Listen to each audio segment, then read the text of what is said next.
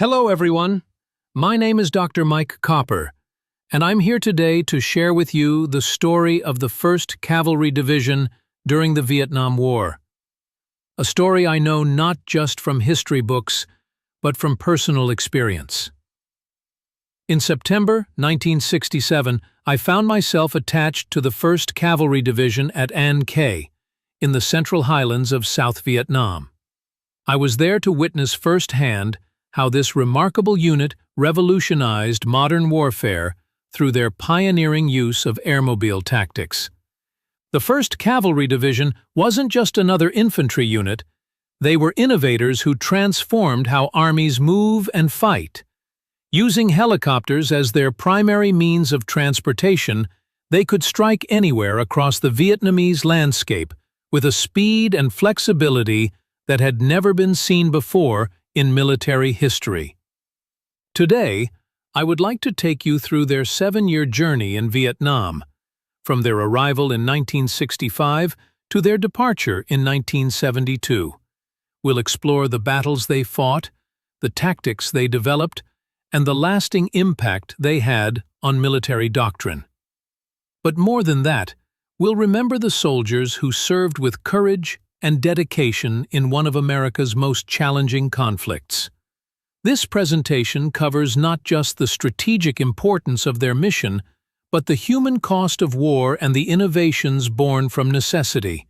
The men of the 1st Cavalry Division, the first team as they called themselves, wrote a new chapter in military history, one helicopter insertion at a time. Let's begin this journey together, starting with how the 1st Cavalry Division came to be deployed to Vietnam and why their arrival marked such a significant moment in the conflict.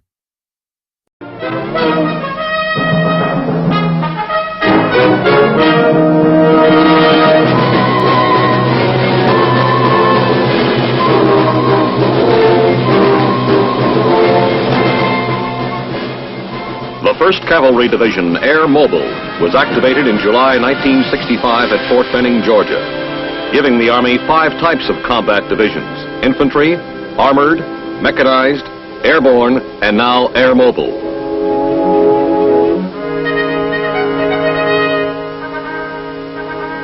In September of 1965, the 1st Cavalry Division Airmobile was deployed to Vietnam.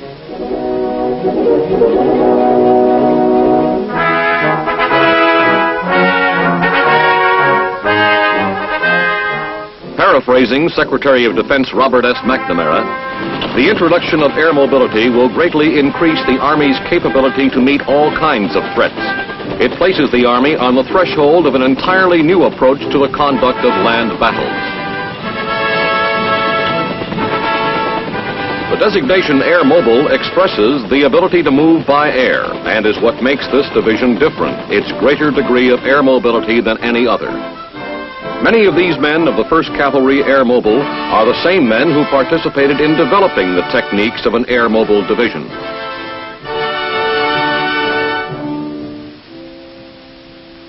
When testing the concepts of air mobility, they were members of the 11th Air Assault Test Division and the 2nd Infantry Division.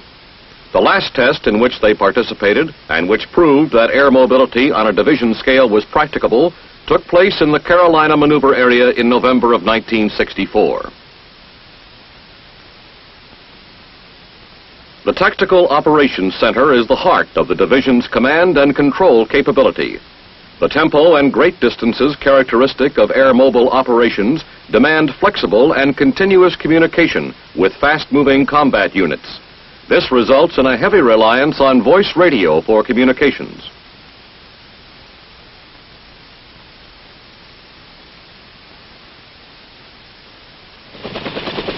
In order to maintain close control, commanders and their staffs move with as well as communicate with their forces.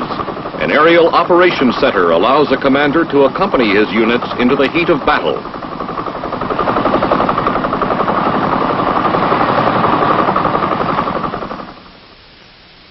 Although tactical airmobile units rely largely on voice radio for communications, scaled-down air-transportable radio teletype facilities are used for communications between the division and major subordinate elements.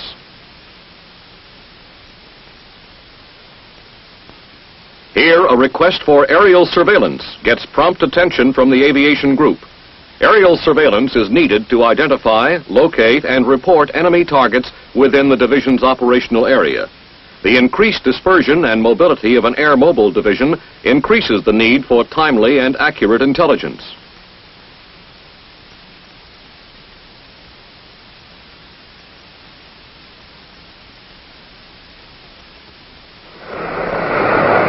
To produce that intelligence, the aviation group relies largely on visual and photographic acquisition of targets. Various Mohawks, however, are also equipped with side-looking airborne radar, with strobe units for night photography, and with infrared devices.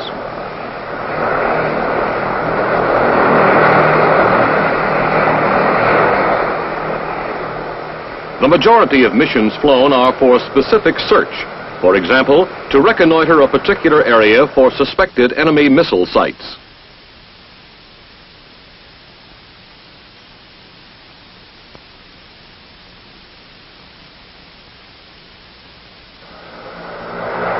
Mission completed.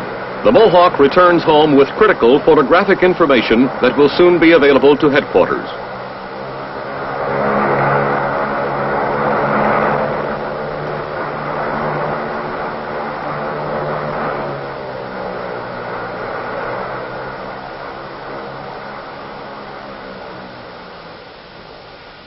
While the film is being processed, the pilot is debriefed for additional information on enemy activities that he may have spotted. Within the division, imagery interpretation experts pinpoint the location and nature of enemy positions.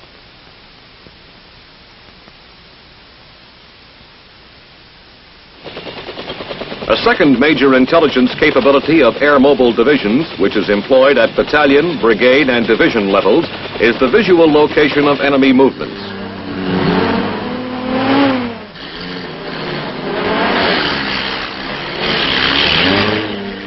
Reconnaissance patrols, slipped past enemy lines and landed by helicopter, also contribute significant intelligence on enemy activities.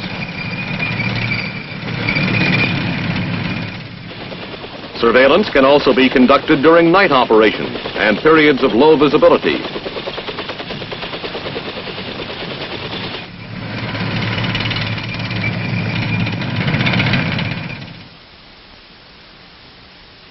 Weather service is usually furnished to the airmobile units by the Air Force, as directed by joint procedures.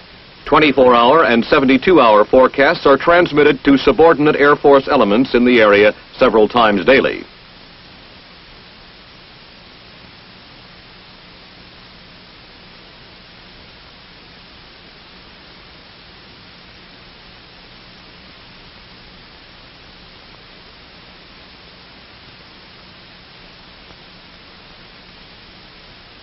These outlooks, together with local observations at division base, are incorporated into intelligence summaries provided the division staff 4 times daily. During instrument flight conditions, air traffic control elements provide en route navigation and regulation assistance around the clock. As with any division, the commander is responsible for proper use of his airspace, but with airmobile units, coordination becomes more demanding. The movements of helicopter formations and surveillance aircraft within the combat zone are planned by individual headquarters and by tactical operations centers. Guidance devices range from radar, landing point lights,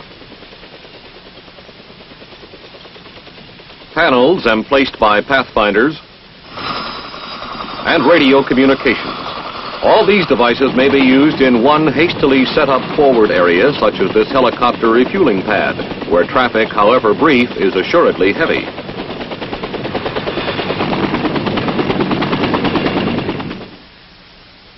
The Air Force elements coordinate movement of their supporting craft through the corridors within the Army-controlled block of airspace.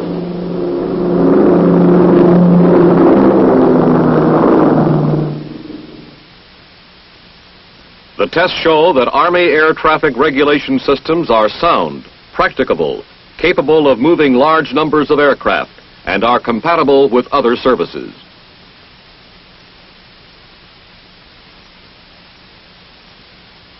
It is now D-Day -1. Plans have been made and operation orders issued.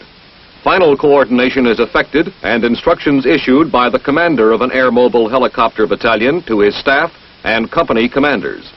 They, in turn, brief their platoon leaders and pilots and make last-minute plans for the attack. As H hour approaches, details are checked here and by every unit commander throughout the division. This operation will move 2 brigades of 3 battalions each more than 100 miles to seize bridgeheads 50 miles behind enemy lines. During this test exercise, troops of the 82nd Airborne Division represented the enemy.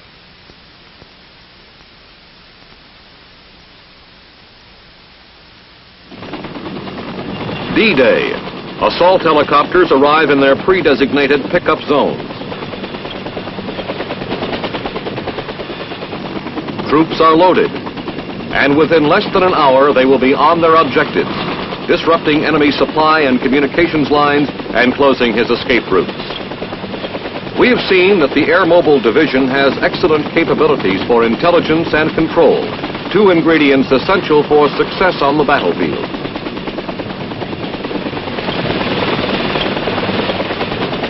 Now let's look at the capability that is expressed in its name, air mobility.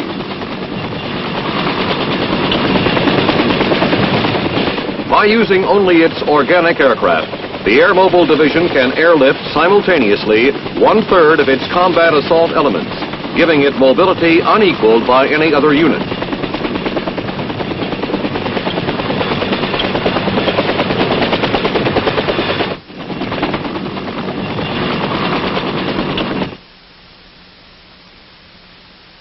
When Army aircraft are reinforced with aircraft from the Air Force, and with the use of airborne techniques to put assault units on the objective, this capability is increased tremendously. These varied mobility means are the distinctive features of airmobile units. Once on the objective, their mission is the same as any combat unit, to close with and destroy the enemy.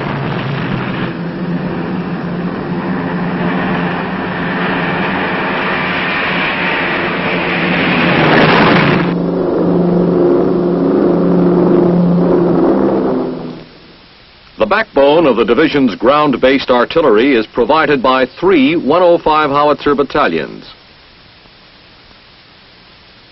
The lightweight howitzer is sling-lifted by UH-1D helicopters, familiarly called Huey, or internally loaded in CH-47 Chinooks. The howitzers are employed in roles similar to any division artillery. Displacement may precede, follow, or accompany the main body of the supported force.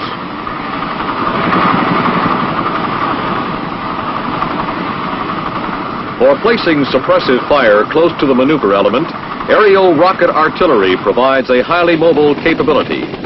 These helicopters, armed with 2.75-inch rockets, can deliver effective fire support with 300-foot ceilings and 1/2-mile visibility. They also assure readily available fire support when ground-based artillery is being displaced.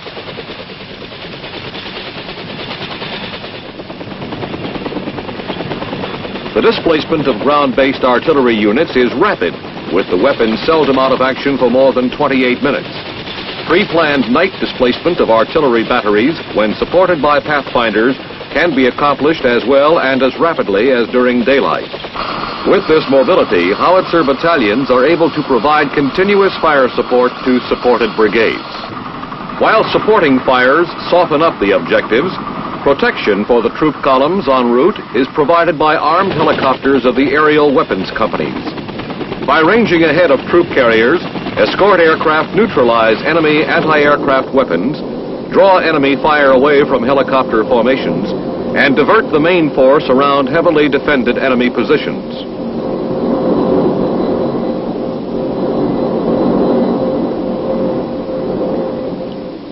Original concern about the possible vulnerability of helicopter formations to ground fire has been eased by experience in Vietnam. The exposure time of helicopter formations is considerably reduced by the altitude and approach routes flown. The nap of the earth technique, flying only a few feet above treetops or behind tree lines, gives an enemy only seconds to react before the craft disappears from view. This same technique also makes detection of helicopter formations by high-performance aircraft extremely difficult. Tests have shown that the average formation can be heard only 32 seconds before it comes into sight and is in view only 50 seconds before touchdown. Within 35 to 80 seconds after touchdown, the last aircraft departs the area. Also, normal noise levels associated with combat units, especially armor, limit an enemy's ability to hear aircraft approaching. In one sense, however, exposure of helicopter formations can even be turned into an asset. An enemy hearing helicopters or observing apparent troop landings in several different directions has no way of knowing where the main force is without sending out patrols. He must fragment his unit to prepare for all eventualities. This capability for deception and surprise can be fully exploited during combat operations.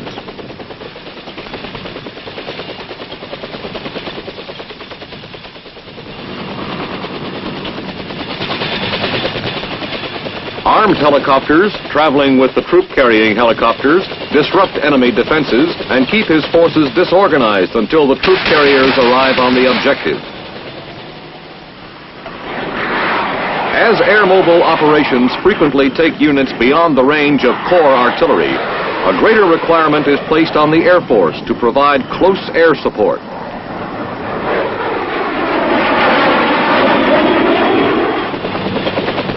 Only 40 minutes after liftoff, the lead infantry elements arrive to secure objectives behind enemy lines.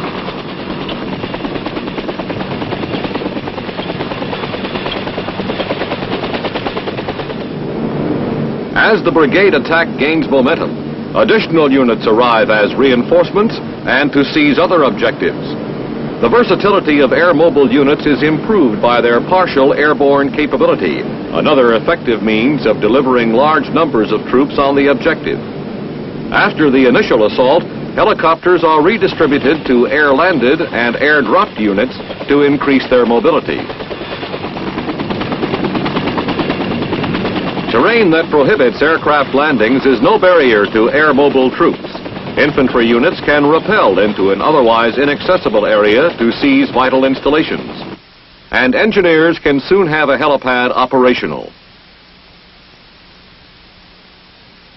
From the various landing zones, the units move quickly into concealment and then move out to seize objectives. Once on the ground, air-mobile units still retain a mobility superior to other infantrymen. They can leave behind much equipment with the assurance that it can be delivered quickly when needed. Thus, unencumbered, air-mobile units operate cross-country without depending on road nets. Conversely, small parties can throw up roadblocks which, backed up by suppressive aerial fires, will force enemy units off the roads. Tactical mobility is further enhanced by the ready availability of on-call helicopters to extricate and redeploy units. Whatever the means of delivery, air-mobile troops have the distinct advantage of hitting the objective within minutes after liftoff. Not fatigued by a long or time-consuming ground march, they arrive fresh and ready to engage the enemy.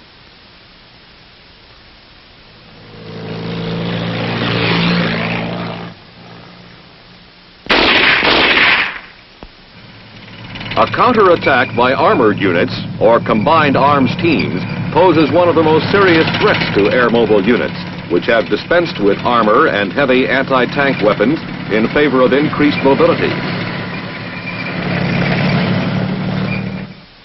Air-mobile units, however, retain effective anti-tank defenses. Organic weapons, such as the Law or the 90mm recoilless rifle, back up the rapid construction of tank obstacles.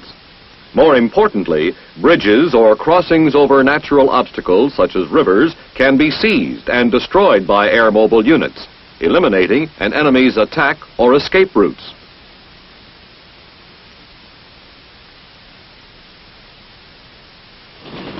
Airmobile units, which are not dependent upon such crossing sites, can then press their attack against a constrained enemy who can be pinned against the natural obstacles.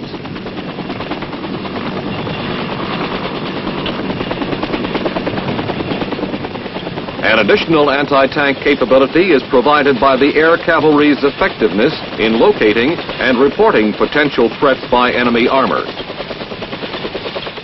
This, coupled with the quick response time of armed helicopters, usually allows the employment of aerial anti-tank weapons against the enemy tank columns before they close with air-mobile ground forces. Organic aerial anti-tank weapons, such as the SS-11 missile, which can penetrate any known enemy tank, provide a satisfactory screen for air-mobile units against enemy armor.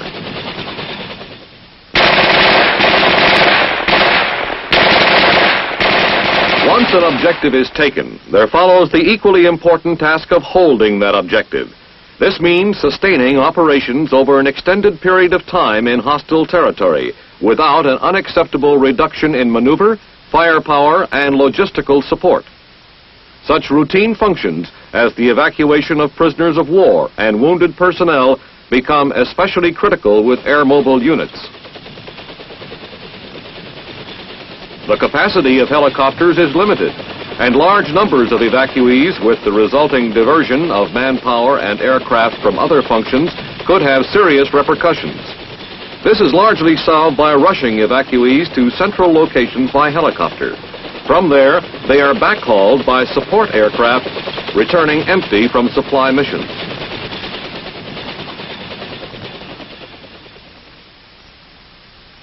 Sustained operations in hostile territory also demand adequate security of forward bases against enemy ground attack. The large number of aircraft in logger areas and near command posts makes detection from the air likely. While air-mobile techniques employ minimum ground security forces, they emphasize such passive measures as dispersion of aircraft and concealment of command posts. They also rely heavily on accurate intelligence and the speed with which on-call forces can redeploy to reinforce a base under attack.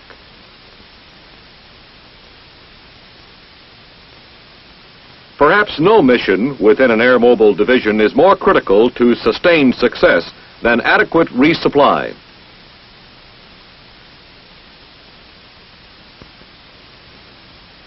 All supplies originate outside the division and are handled by a logistical command. Once received by the Airmobile Division, they are redistributed within the division by the support command.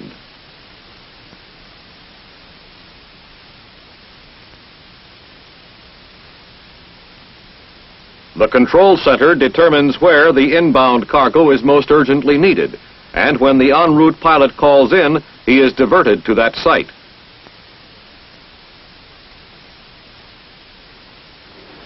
POL requirements are a major concern to a division that moves fast, far, and travels by air.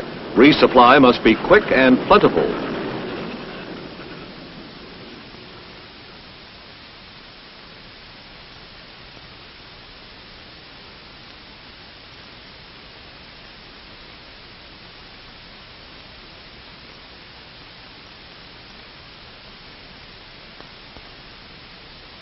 This 500-gallon rubber fuel container helps do the job.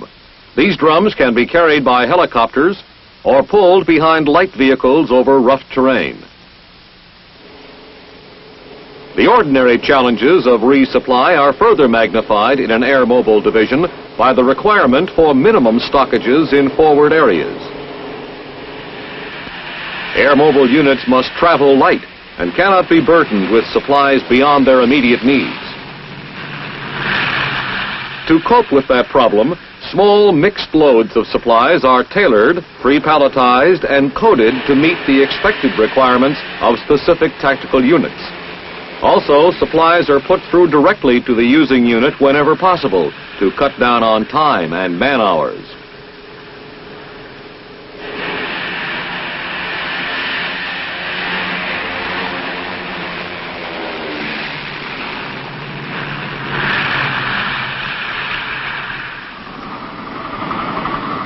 Refueling areas are established concurrently with airmobile attacks and within a short flying time of the objectives.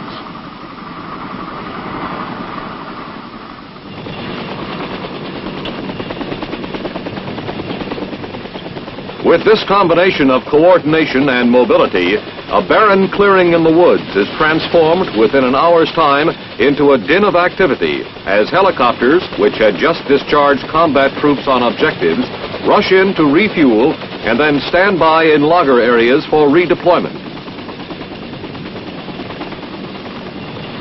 Unlike POL, the requirements for rations within an airmobile division are no greater than in standard units, but they are requirements that must be met nevertheless.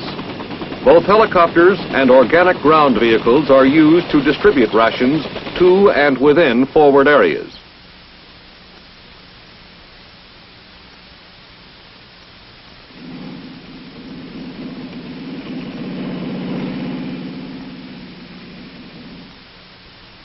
Scaled-down purification units, which are quickly set up and readily transportable by air, assure a plentiful supply of safe water from local sources.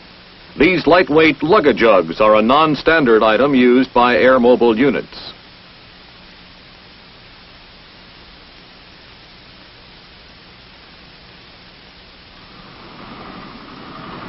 In any division, the systems and functions are dependent on each other for success. Firepower is of little import without intelligence, mobility of little consequence without communications, and all of these systems will soon deteriorate without proper maintenance procedures.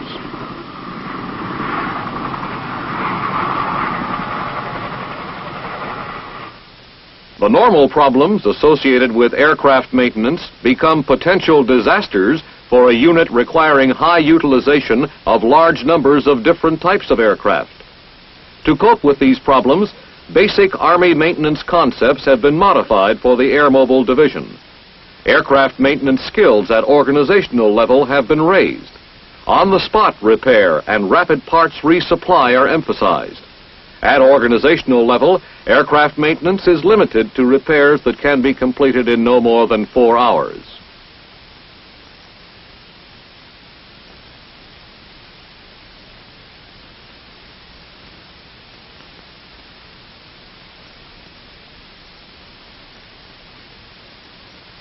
Direct support maintenance is performed by aircraft maintenance companies organic to the division, either in forward areas or at the division base. Direct support maintenance is limited to repairs that can be completed in 72 hours. With comparable skills at all division levels, ability to do the job within the time required, not the nature of the maintenance, becomes the determining factor.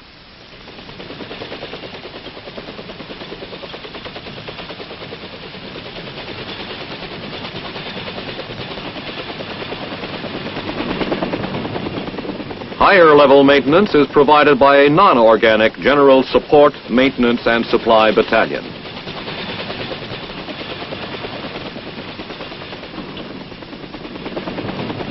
The airmobile concept has been proven in test. Now in Vietnam, it is being proved in combat. In tactical situations, the distinctive capabilities of the Airmobile Division are due primarily to its greater strength in organic aircraft. Other divisions, in varying degrees, can be moved by air.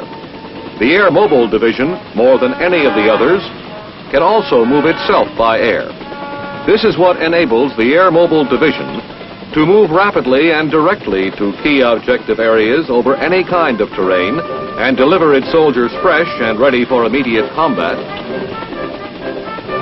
To maintain operations at a rapid tempo and high intensity, and respond swiftly to changes in the tactical situation, to support itself logistically within the division area by means of its organic aircraft, to operate in enemy areas using only the enemy's vertical flank to get in and out, and to exploit rapidly any opportunities presented by the enemy and any advantages achieved by other friendly forces.